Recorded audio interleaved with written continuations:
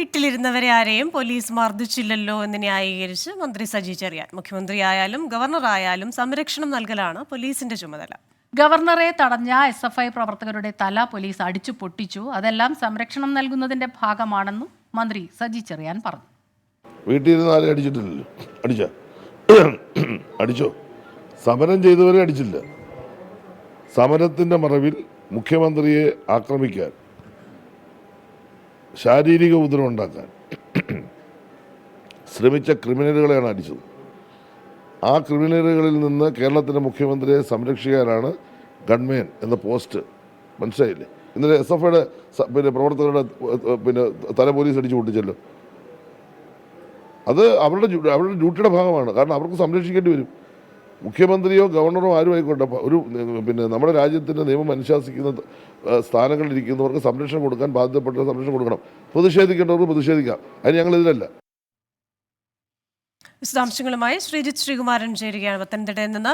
ശ്രീജിത്ത്, നവകേരള സദസ്സ് പത്തനംതിട്ടയിൽ തുടരുമ്പോൾ മന്ത്രി സജി ചെറിയാന്റെ ഒരു മറുപടി വന്നിരിക്കുകയാണ്. അപ്പോൾ ഒരു ഭാഗത്ത് ജനാധിപത്യത്തിൽ പ്രതിഷേധിക്കാനുള്ള അവകാശം എല്ലാവർക്കുമുണ്ട് എന്ന പേരിൽ പ്രതിഷേധം, മറുഭാഗത്ത് അതുമായി ബന്ധപ്പെട്ട വിമർശനങ്ങൾ വരുന്നു. മന്ത്രിക്ക് എന്താണ് പറയാനുള്ളത് ഇതുമായി ബന്ധപ്പെട്ട്?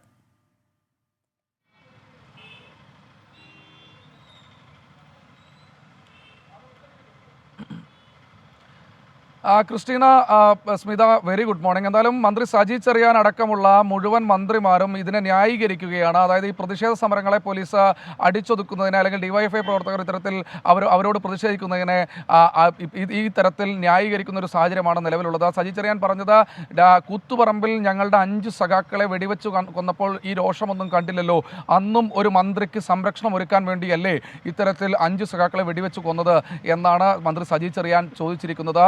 ഇതുകൂടാതെ വീട്ടിലിരുന്നവരെ ആരെയും പോലീസ് മർദ്ദിച്ചില്ലല്ലോ, സമരം ചെയ്യുന്നവരെയും പോലീസ് മർദ്ദിച്ചിട്ടില്ല, പക്ഷേ സമരത്തിൻ്റെ പേരിൽ ആക്രമണം നടത്താൻ വന്നവരെയാണ് മർദ്ദിച്ചിട്ടുള്ളത് എന്നാണ് ഏറ്റവും ഒടുവിൽ മന്ത്രി പറയുന്നത്.